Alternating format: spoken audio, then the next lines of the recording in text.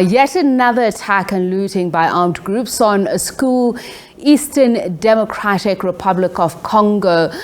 It's left 222 children without access to education. The attack is the fourth in a series of attacks on education facilities in the DRC's Ituri province. That's since December last year. It's also the second attack against a school supported and constructed by the Norwegian Refugee Council during the same period. The latest attack targeted Jida Primary School in Ituri province.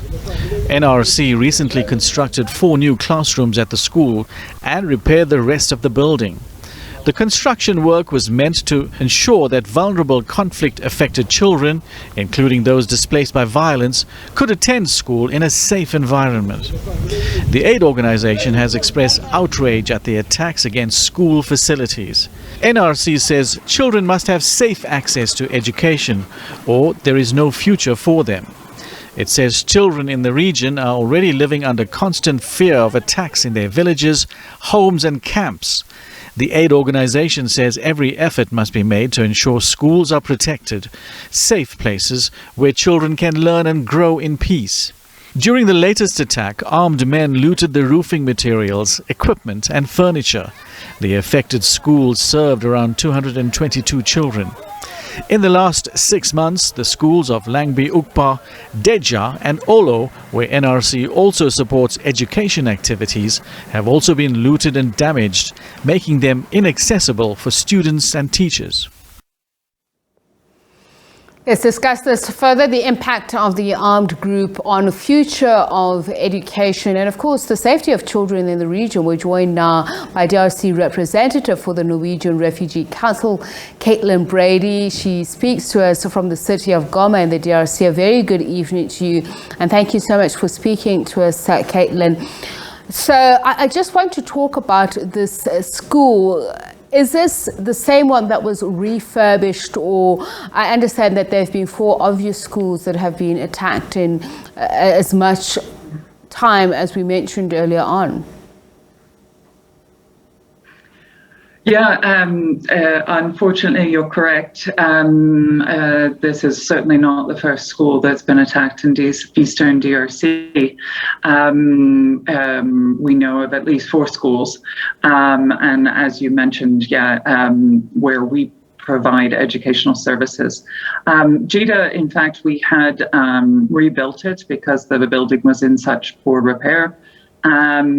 And on Thursday, the community had actually just been recently displaced. And then on Thursday, armed men moved through, looted, and as you suggested, took everything of value, including the roofing material. The problem with this is that now there is no school for that community to go back to. Parents of displaced children always prioritize education for their children.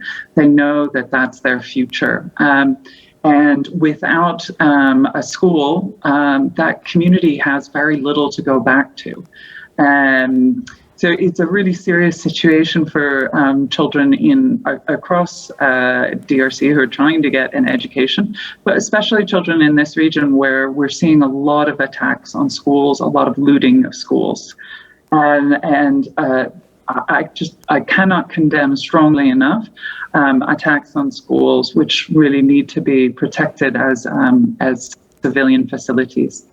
And particularly schools in conflict areas. I mean, it's even more difficult for children to enjoy safe spaces at their homes, but they're hoping to find or some form of protection and even just development in these areas. What can you do about it? I mean, it is right in the center of a conflict area, so it's a good intention, but unfortunately, the circumstances are difficult. The circumstances are very difficult, but there are mechanisms that we can use. In the past decade, multiple organizations have come together to form the Global Coalition to Protect Schools from Attack. And they have worked in a lot of places like the DRC, in order to develop approaches to work with both state and non-state armed actors in order to raise awareness, advocate, and then help them to prevent attacks by their soldiers, in fact.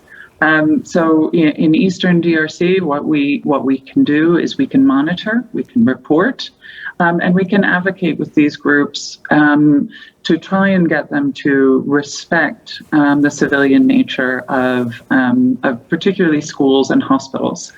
There is what's called the Safe Schools Declaration, and the government of DRC has endorsed the Safe Schools Declaration in July of 2016. It defines their commitments to protecting schools from attack, to refraining from using educational material or educational facilities for military use, occupying schools, for example.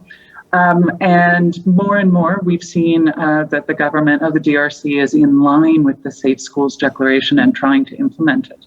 However, there are still many groups who potentially have not been trained on international humanitarian law and who don't necessarily respect the civilian nature of schools and hospitals.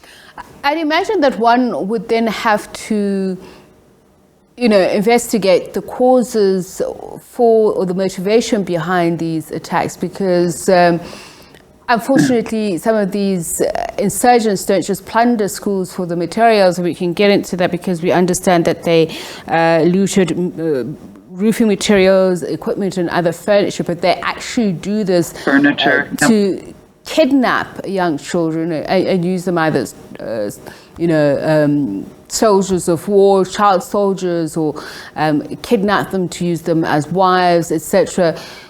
So it's a multitude of factors. Yeah, I think that is true in some particular cases, but in this area and in some other areas, it's not necessarily about kidnapping children for recruitment or use or for use as sex slaves. In this area, my personal opinion is that this is in fact a mechanism of forcing displacement, of forcing these communities away from their land. The conflict in this area is a rivalry, and it is a resource-based rivalry between communities, and so forcing them to displace and then taking the school from them. It really, the school is a symbol of progress, it's a symbol of the future, and it's something to come back to. If there's no school, they won't go back because they will stay in a place where it is safe and where their children can have education. So until that school is rebuilt, that community cannot, or many people will not come back to that community, I should say. So it is a way of clearing the land. Mm-hmm. So those circumstances in Jida, are they the same as the other schools that you mentioned, Lagbe, Ukpa, Deja, and Olo? Is it the same rival insurgent groups or jihadist groups or whatever, however they characterize, that are fighting for position or land or possessions? Yeah, this area, it's rival ethnic groups, and there's a fair bit of tit for tat. So on both sides, we've seen attacks on schools. It is not isolated to one side or the other. And again, I really think it's a mechanism of taking something away from the community. We often see schools that are built using local materials, for example, with palm roofing, are burned, which is why we specifically roof our schools with zinc roofing material, corrugated zinc sheets. And but in this case, they've taken the roofing materials, which means that much of the building will probably be destroyed in the rainy season, or at least will need a lot of repair before it's usable again.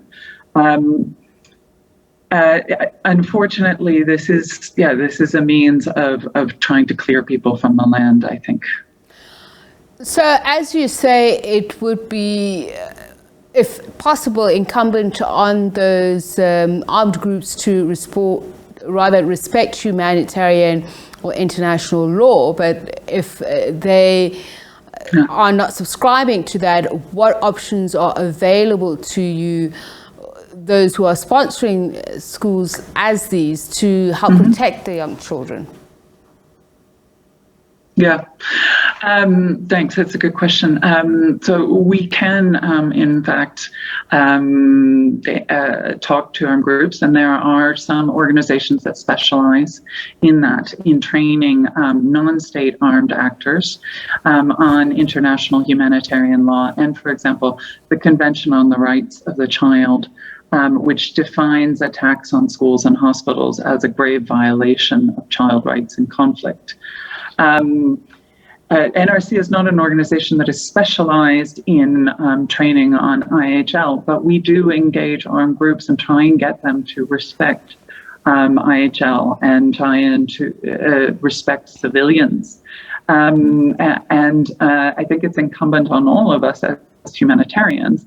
We have not only the right, but the responsibility to engage these armed groups and say, hey, you know, there are laws even in war. And in particular, education is so important for the future of this country and for these children, as you suggest. It's impossible for them to grow and develop into the wonderful people and citizens that we want them to be without access to safe and quality education, which is what we're trying to get for them, actually.